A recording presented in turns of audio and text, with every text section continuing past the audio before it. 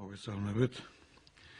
დღეს რესპუბლიკური პარტიის ეროვნული კომიტეტის წევრები ვახტანგ მალაძე და მე დავით ბერძენიშვილი ვისაუბრებთ საარჩევნო გარემოსთან დაკავშირებულ პრობლემებზე. დღეს მოგეხსენებათ 3 საათზე მეტი ხნის განმავლობაში მიმდინარეობდა შეხვედრა პარლამენტში ხელისუფლებასა და ოპოზიციას შორის კვალიფიციური და პარლამენტში წარმომადგენლობის მქონე პარტიების მიერ შედგა ფორმატი და ამ ფორმატის პირობებში რამდენიმე თვის განმავლობაში იმედი მაქვს ნაყოფიერად იმუშავებს ქართული პოლიტიკური სპექტრის ეს ნაწილი, მე ვიტყოდი გამსაზღვრელი ნაწილი 8 პოლიტიკურმა პარტიამ ჯერ კიდევ რამდენიმე თვის წინ დაიწყო მუშაობა საარჩევნო თემატიკაზე. ეს 8 პოლიტიკური პარტია ძალიან განსხვავებული ერთმანეთისაგან. ქრისტიან-დემოკრატებიც არიან, ფორუმიც, რესპუბლიკელებიც, თავისუფალი დემოკრატების, კონსერვატორები, ხალხის პარტია, საქართველოს გზა, ახალი მემარჯვენეები. ეს არის ადგილობრივი თვითმმართველობის არჩევნებში მეორე, მესამე, მეოთხე ადგილზე გასული პოლიტიკური სუბიექტები, რომელთა ჯამური ხმები დაახლოებით 40%, ასე რომ სრულიად ნათელი არის, რომ ქართული ოპოზიციის ძალიან მნიშვნელოვანი ნაწილი წარმოდგენილი არის აი ამ მოლაპარაკებებში. გარდა ხელისუფლებისა და 8 პოლიტიკური პარტიისა, მოლაპარაკებებში მონაწილეობენ აგრეთვე სხვა კვალიფიციური სუბიექტები და საპარლამენტო წარმომადგენლობის მქონე პარტიებიც. ანუ კვალიფიციური და ან საპარლამენტო პარტიები, ეს არის ფორმატი. დღეს მონაწილეობდა შეხვედრაზე 13 პარტია, არის კიდევ რამდენიმე პარტია, თუ მათი სურვილი იქნება ნებისმიერ დროს შეიძლება შემოუერთდნენ ამ პროცესს. ჩვენ დღეს მივიღეთ გადაწყვეტილება, რომ ერთი კვირის შემდეგ 4 შაბათს დაიწყება ცენტრალური საარჩევნო კომისიის შენობაში მოლაპარაკებები. როგორც წესი კვირაში ერთხელ შედგება შეხვედრები და დრო გვიჩვენებს რამდენხანს გასტანს ეს პროცესი. ძალიან რთული იქნება მოლაპარაკებები. არის ბევრი საკითხი, რაშიც პრინციპულად განსხვავებული ხედვები, მოსაზრებები, პოზიციები გვაქვს ოპოზიციას ერთის მხრივ და ხელისუფლებას მეორეს მხრივ. სხვადასხვა ოპოზიციურ პარტიას აქვს განსხვავებული მოსაზრებები. ჩვენ მიგვაჩნია, რომ სერიოზული წარმატება არის 8 პოლიტიკური პარტიის მიერ შემუშავებული ერთობლივი დოკუმენტი. ძალიან ბევრი მნიშვნელოვანი მიმართულების თაობაზე ჩვენი პოზიციები ამ დოკუმენტში ჩამოყალიბებულია, ასე რომ ჩვენ ცარიელი ხელებით არ მივდივართ მოლაპარაკების მაგიდასთან. მე მინდა ბატონ ვახტანგს ვთხოვო მიმოიხილოს ის მიმართულეები და ჩვენი პოზიციები ამ მიმართულებებთან დაკავშირებით, რაც ამ 8 პარტიულ დოკუმენტშია წარმოდგენილი. დიდი მადლობა. მოგესალმებით. ვფიქრობ, რომ ის თემა, რომელიც დღეს ჩვენ ავირჩიეთ თქვენთან სასაუბროდ, არის ძალიან მნიშვნელოვანი. ვინაიდან სამართლიანი საარჩევნო გარემოს გარეშე არჩევნების ისეთი შედეგის მიღწევა, რომელიც ზუსტად ასახავს და სწორად ასახავს მოსახლეობაში, ჩვენს მოქალაქეებში არსებულ ტენდენციებს, სიმპათიებს და ანტიპათიებს არის უბრალოდ შეუძლებელი. სხვა საქმეა ის, თუ რამდენად შესრულდება თუნდაც სამართლიანი კანონის მოთხოვნები, მაგრამ ერთი რამ სრულიად ცხადია. თუ საარჩევნო გარემო არ იქნა სამართლიანი, თუ კანონი არ იძლევა სამართლიანი შედეგის მიღწევის შესაძლებლობას, მაშინ ვერც პრეტენზიების წაყენების შესაძლებლობა გაჩნდება. ხოლო სამართლიანი კანონმდებლობის პირობებში უსამართლო შედეგი მიიღწევა მხოლოდ კანონის დარღვევის გზით და უნდა არსებობდეს მექანიზმები და შესაძლებლობა იმისა, რომ უკანონო მოქმედება აღიკვეთოს და დამნაშავე დაისაჯოს. სანამ უშუალოდ ამ საარჩევნო გარემოსთვის მნიშვნელოვან საკითხებს შევეხებოდე, მე მინდა ერთ რამეს მივაქციო თქვენი ყურადღება.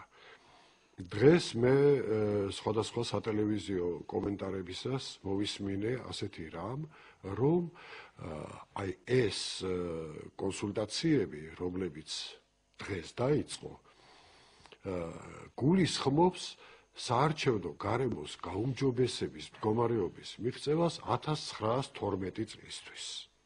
მინდა დაგარწმუნოთ, რომ არც ერთ პარტიას, აი ამ 8 პარტიიდან, ასეთი არც მოსაზრება არ ქონია და არ აქვს და ამის არც არანაირი სურვილი არ არის.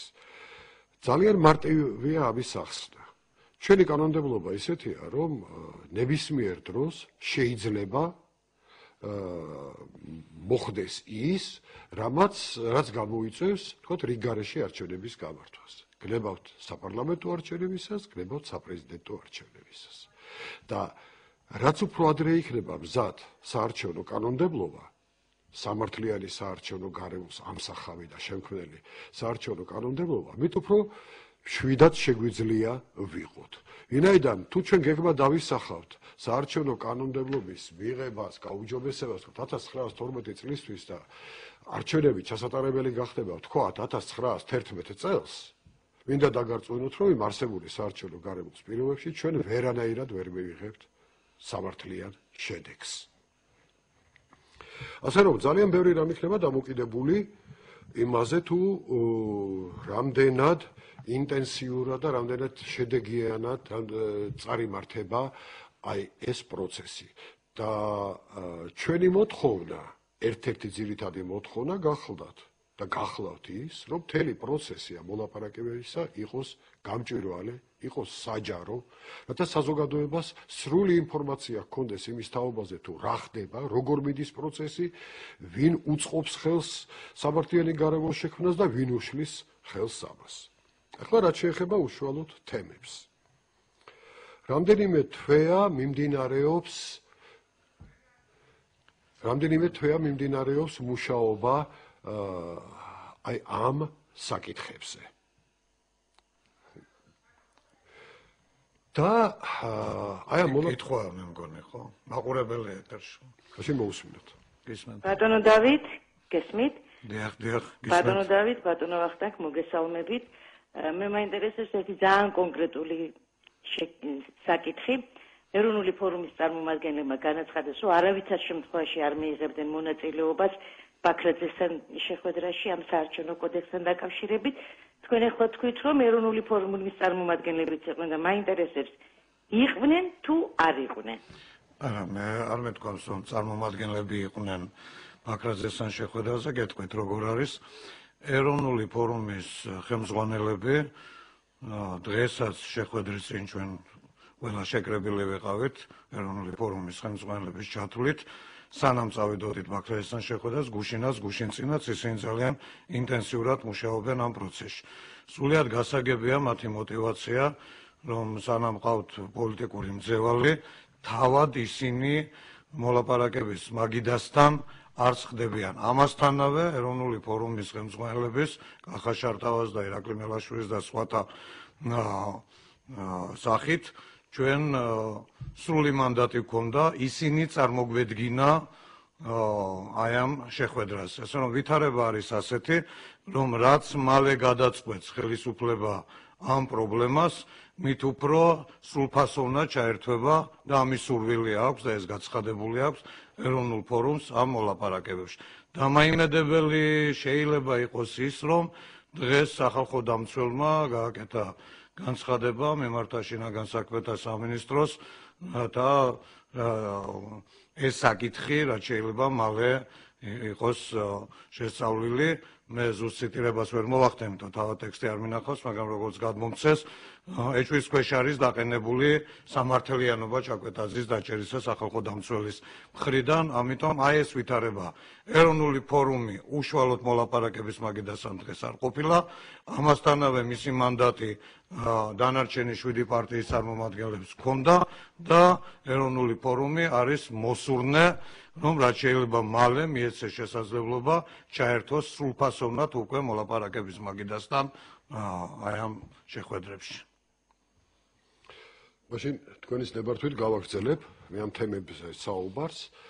ეს 8 პარტია შეთანხმდა იმაზე, რომ გამოყოს 6 ძირითადი საკითხი, რომლებიც აუცილებელია საარჩევნო გარემოს გასაუმჯობესებლად. ეს არ ნიშნავს იმას, რომ სხვა საკითხები არ არის განსახილველი, რომ სხვა საკითხებს არ უნდა შევეხოთ, სხვა საკითხებზე არ უნდა ვისაუბროთ. ეს 6 ძირითადი თემა გახლავთ. საარჩევნო სისტემა, ვინაიდან დღეს არსებული საარჩევნო სისტემა აშკარად არ იძლევა სამართლიანი და ადეკვატური შედეგის მიღების შესაძლებლობას, და ამაზე ცოტა მოგვიანებით უფრო ზუსტად, უფრო მეც ვიტყვი. მეორე, ეს არის საარჩევნო ადმინისტრაციის ფორმირების წესი. მესამე თემა გახლავთ ამომრჩეველთა რეგისტრაციის საკითხი. ყველამ კარგად ვიცით, რომ ის რაოდენობა ამომრჩევლებისა, რომლებიც დღეს არის ოფიციალურად აღნიშნული და ეს არის 3.5 მილიონზე მეტი, ან რომ ამდენი ამომრჩეველი საქართველოში უბრალოდ შეუძლებელია იყოს. ანუ იმდენივე რამდენიც იყო 99 წლის აღწერით, ანუ 5 მილიონი რო ცხოვრობდა საქართველოში 3 მილიონი 700.000 ამომრჩეველი იყო და ახლა როდესაც ოფიციალურად არის 4 მილიონი 200.000, ისევ 3 მილიონი ნახევარია. ნუ ეს კიდევ ამაზე დიდხანს შეიძლება ვთქვა საუბარი. შემდეგი თემა, მეოთხე თემა, ეს არის უშუალოდ არჩევნების დღის პროცედურები, ანუ იმ დღეს რა უნდა ხდებოდეს და როგორ უნდა ხდებოდეს, როდესაც ჩვენ ხმას ვაძლევთ ამ ხმების დათვლის ჩათვლით. შემდეგი თემა, მეხუთე თემა არის საარჩევნო დავების გადაწყვეტა, ანუ ის შემთხვევები, როდესაც ამა თუ იმ დარღვევის გამო იწერება საჩივარი და ეს საჩივარი როგორ გადაწყდეს, იმიტომ რომ ამ ნაწილში დღეს გვაქვს უმძიმესი მდგომარეობა, დღეს კი არა, მე ვიტყოდი 95 წლიდან მოყოლებული ასეთი ვითარებაა და ბოლო თემა გახლავთ მედია და არჩევნები. ანუ მასობრივი ინფორმაციის საშუალებები და არჩევნები.